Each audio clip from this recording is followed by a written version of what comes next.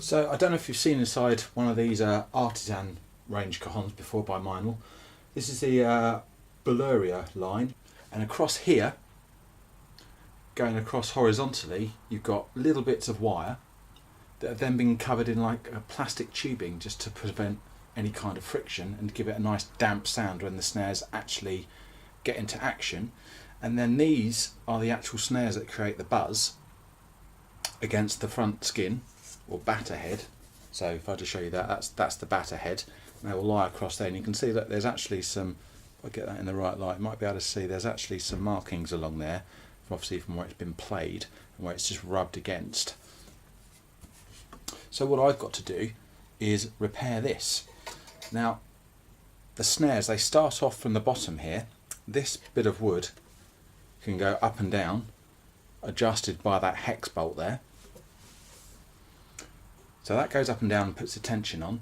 Then they go right the way up in a fan style design, and then they actually just get stapled on to the top, like so. You may notice that actually it's a bit of an uneven number of snares on here because I have had a few of the snares go, so I've just kind of done running repairs as I've gone along, but I thought this time I'd actually do a video just to help anyone else out.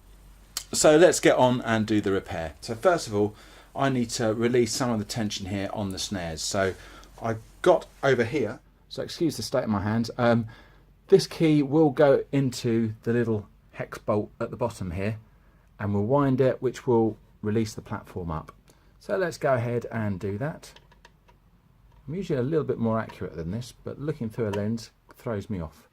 So with the particular way I've got the cajon lying, I'm actually going to turn the key away from me in an anti-clockwise manner, or counterclockwise if you wish to call it that. I'm anti. So we are going to just gently rotate and release the tension.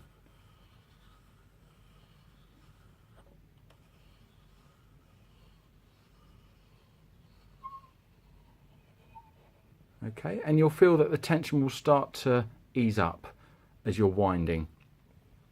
Now over here, what we have is a security bolt.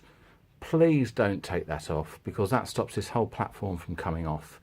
If you have any issues with this platform, of course you can take off that security bolt there, but unless you really need to, please don't take it off. You're asking for a whole world of trouble. So we now have the platform raised. So I'm going to take that key out, put it somewhere safe, and then next up what we're going to do is we are going to get our staple gun out. So excuse the awkward position here. We've got some 8mm staples loaded into the staple gun. You're not going to need a great deal. I'm hoping it's just going to be one fire, job done. But I've got a few in here just in case it goes a bit wrong. So in order for you guys to see a little bit easier, I'm just going to rotate this round. So hopefully you can see what's going on. This is now the top with my 40 snare that's broken or that's snapped off is going to be going over here. So hopefully if I let me just move the camera down a little bit for you, you should hopefully be able to see. So hopefully you should be able to see a little bit now. This is my one that I want to reattach. So like I say, I need two hands, so I'm just going to place it across there and put the staple gun in line with the rest of them, and let's give it a go. There we go, and that is pretty much what I want. So I'm hoping, okay, there's a bit more tension on that, but I'm hoping we might be able to get away with it. So here is the new staple that I've just put in. It's slightly more raised, I think, than the other ones. I'm hoping it won't make too much difference once I put the batter head back on, but we'll find out. If it causes an issue, well, I might have to just use a hammer or maybe pop down to the hardware store and get something a bit thinner. But I am hoping that that is going to solve our issue. Okay, so now the next thing to do is to wind down that platform again and just start putting some tension on it and just see if it actually works. It would be nice if it did. Right, let's have a go. Please mind your eyes when you're doing this. If this particular one should suddenly go, they have a habit of flying up, so please don't kind of look over it too much.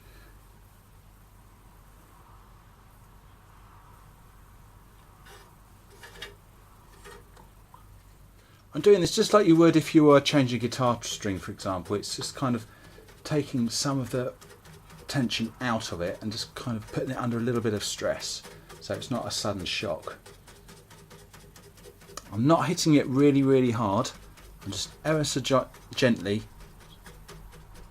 patting it up and down and slowly winding down that platform. Brilliant. So let's put the batter head back on this cajon. Oh, reach behind me. And here we go. Now what you want to do is ensure you get all your holes lined up, all your screw holes lined up. You don't want to be creating extra or excess ones.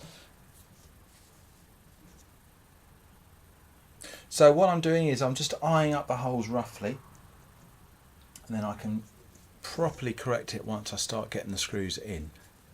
So they're all looking pretty aligned. Now hopefully, I mean this is a plastic tub that I've got from, well, one of my vaping 18650 batteries. I always like to keep my screws together in boxes when I take things apart because I'm always losing stuff. So here we go. I've got them here in different sizes. I've got some longer ones. These all came out of this particular cajon, by the way. So some of them have got this kind of like actual flattened head on it, and they will sit above the surface, and others of them have got this type of head on them so that they will actually sink in. So I'm going to lightly just screw some of these in position.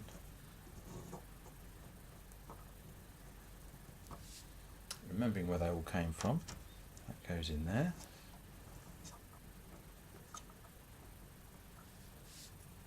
And I know that the same happens on that side because these ones aren't countersunk.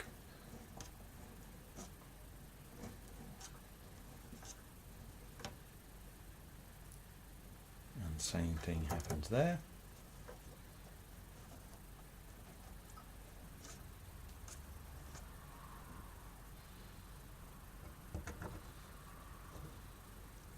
We'll go in there.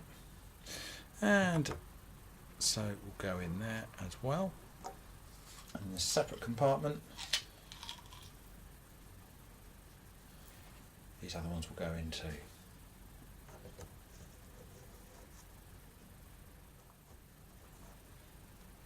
Now I won't be using an electric drill when I tighten these up. I'm going to use a manual screwdriver just because electric screwdrivers can put a little bit too much torque on, which can in turn damage the batter head, can damage your cajon, etc.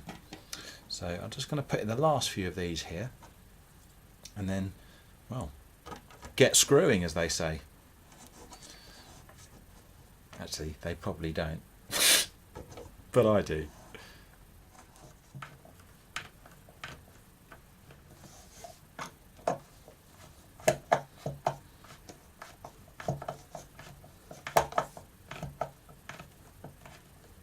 So once you've got all your screws in and they're all tightened up, what you need to do is just run your hand over them, over where all the screws have gone in, because you want to ensure you're not going to suddenly catch your skin or anything like that on them as you're playing.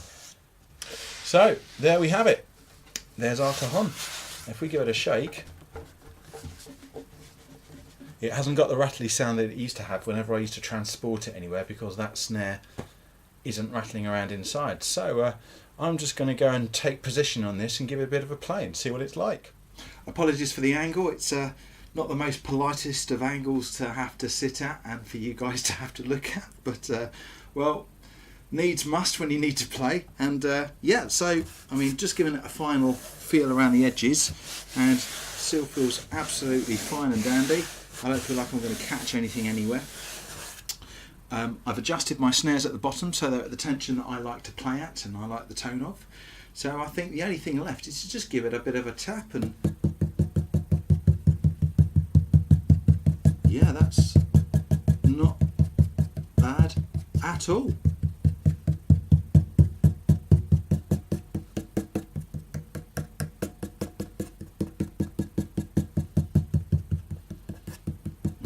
If I listen really closely, I can hear that the snare on this side is slightly higher pitched, so that's the repaired snare, slightly higher pitched. But to be honest, it's just a temporary fix, as it's got to get me out of a hole for a gig that I'm playing tomorrow. So, I mean, let's just give it a bit of a play and just see actually if it's going to hold up for a little bit, shall we?